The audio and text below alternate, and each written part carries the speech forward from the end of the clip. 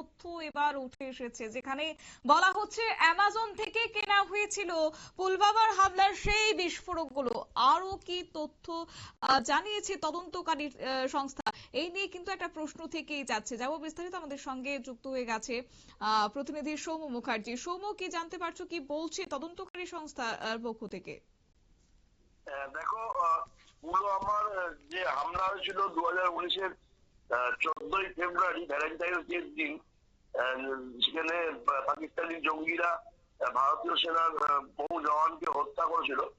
সেই হামলার তদন্ত করতে গিয়ে আন্তর্জাতিক সংস্থা ফিনান্সিয়াল অ্যাকশন টাস্ক ফোর্স বা FATA তারা একটা চাঞ্চল্যকর রিপোর্ট দিয়েছে, এবং সেই রিপোর্ট থেকে যেটা জানা যাচ্ছে যে ভারতের মাটিতে হওয়া একাধিক সন্ত্রাসী হামলার সময় জঙ্গিরা যে সমস্ত বিস্ফোরক কিনেছিল, সেই বিস্ফোরক গুলো তারা ই কমার্স সংস্থা অ্যামাজনের মাধ্যম থেকে কিনেছিল। এবং এই তথ্য প্রকাশ্যে আসার পরেই তুমুল শোরগোল পড়ে গেছে। AFT এর তরফ থেকে যে রিপোর্টটা দেওয়া আছে তাতে উল্লেখ করা হয়েছে যে ভারতের তরফ থেকে আগেই জানানো হয়েছিল যে পাকিস্তানের জঙ্গি সংগঠন জৈশ-ই-মোহাম্মদ এই হামলার সাথে যুক্ত। এই বিষয়টি তদন্ত করতে গিয়ে বিস্তারিতভাবে এটা জানা গেছে যে সীমান্ত ওপার থেকে ভারতের প্রচুর পরিমাণে IID বিস্ফোরক পাচার করা হয়েছিল, এবং এই বোমাকে আরো মারাত্মক করে তোলার জন্য অ্যালুমিনিয়াম পাউডার সেগুলো জোগাড় করা হয়েছিল। এবং এই পাউডারই জঙ্গিরা কিনেছিল ই কমার্স সংস্থা অ্যামাজন থেকে। এবং শুধুমাত্র পুলওয়ামা নয়, যেটা গোয়েন্দারা জানতে পেরেছেন যে 2022 সালে উত্তরপ্রদেশের গোরখপুরের মন্দিরে যে জঙ্গি হামলা হয়েছিল, সেই জঙ্গি হামলাতেও যে বিস্ফোরক ব্যবহার করা হয়েছিল সেটা এই আমাজন ই কমার্স সংস্থা থেকেই কেনা হয়েছিল। যেটা গোয়েন্দাদের দাবি যে নিজেদের নাম ও ঠিকানা লুকিয়ে রেখে অনলাইনে অর্ডার করতো জঙ্গিরা, এবং এর জন্য তারা VPN ব্যবহার করেছিল।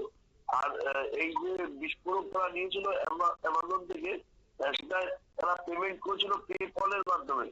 এবং এই পেপলের পেমেন্ট মোডে বিদেশি অ্যাকাউন্ট থেকে টাকা এসেছিল, যার পরিমাণ ছিল প্রায় 6,70,000 টাকা। যে VPN পরিষেবার মাধ্যমে এই লেনদেনটা হয় তাতে জানা যাচ্ছে যে প্রায় 44টা আন্তর্জাতিক লেনদেন হয়েছিল। এবং পরে ইত্যাদি যখন তদন্ত করতে গিয়ে এই বিষয়গুলো জানার পরেই ওই সন্দেহজনক লেনদেনগুলো পেপল অ্যাকাউন্ট স্থগিত করে দেওয়া হয়।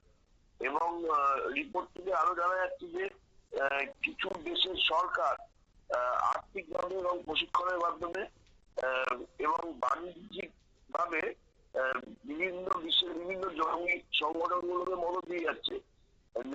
উদাহরণ হিসেবে তারা উল্লেখ করছে যে টাকাটা এমন ভাবে নেটওয়ার্কিং করা হয় যে দেখা যাচ্ছে যে কোনো দেশ থেকে তেল পাঠানো হচ্ছে, সেই তেলটাই অন্য কোনো দেশে গিয়ে সোনায় পাল্টে যাচ্ছে, আবার অন্য কোনো একটা দেশে সেই সোনাটা পাল্টে যাচ্ছে নগদে।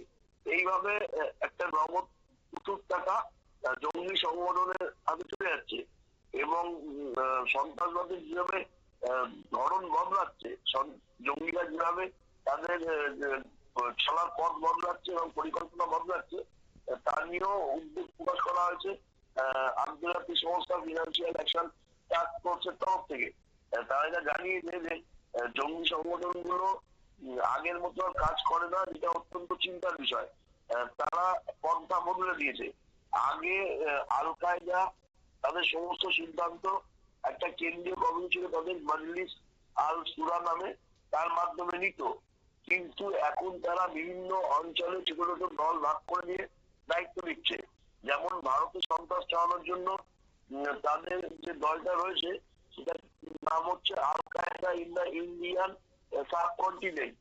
তেমনি তারা বিশ্বের বিভিন্ন জায়গায় ছোট ছোট দল করে সন্ত্রাসবাদী কাজকর্ম পরিচালনা করছে। আর তারা এতটাই অত্যাধুনিক সমস্ত পরিষেবা ব্যবহার করছে যে তারা ঘটনা ঘটানোর পর সেখানে ব্যাপারে জানা যাচ্ছে, কিন্তু আগে কিছু হয়ে যাচ্ছে না। তা সত্ত্বেও আন্তর্জাতিক ফিনান্সিয়াল অ্যাকশন টাস্ক ফোর্সের তরফ থেকে ব্যবস্থা নেওয়ার চেষ্টা হচ্ছে, এবং রাষ্ট্রসংঘ ব্যাপারটা নিয়ে ভাবছে। এবং তাদের এই নজরদারির মধ্যে দিয়েই তথ্য প্রকাশ্যে এলো যে পুলওয়ামার হামলা সহ ভারতবর্ষের মাটিতে হয়ে যাওয়া একাধিক হামলার ক্ষেত্রে জঙ্গিরা ই কমার্স সংস্থা অ্যামাজনকে ব্যবহার করেই বিস্ফোরক সংগ্রহ করে। এটা জানতে পারার পরেই নয়াদিল্লির তরফ থেকে সতর্কতামূলক ব্যবস্থা নেওয়া হয়েছে এবং কেন্দ্রীয় গোয়েন্দা সংস্থাগুলোকেও সতর্ক থাকতে বলা হয়েছে, যাতে আগামী দিনে কোনো রকম এই ধরনের ঘটনা না ঘটে সেই দিকেই নজর রাখা হচ্ছে। শতাব্দী। একেবারে তাই। অসংখ্য ধন্যবাদ সৌম্য। আপনারা শুনলেন, অর্থাৎ সেক্ষেত্রে কিন্তু 2019 সালে পুলওয়ামা হামলা হোক কিংবা 2022 সালে গোরক্ষপুর মন্দিরে জঙ্গি যুদ্ধ এবং ভারতের মাটিতে শান্তি সন্ত্রাসী জঙ্গি বিস্ফোরক রীতিমতো কিন্তু একটা সক্রিয় ছিল। বিশেষ করে ই-কমার্স সংস্থা সেই বিস্ফোরকগুলো বিক্রি করত বলে কিন্তু অভিযোগ উঠে এসেছে এবং তারপরে এই পুলওয়ামা নিয়ে চাঞ্চল্যকর তথ্য এবার তদন্তকারী সংস্থার হাতে উঠে এসেছে। নিয়ে নিচ্ছি ছোট্ট একটি বিজ্ঞাপন বিরতি, সঙ্গে থাকুন।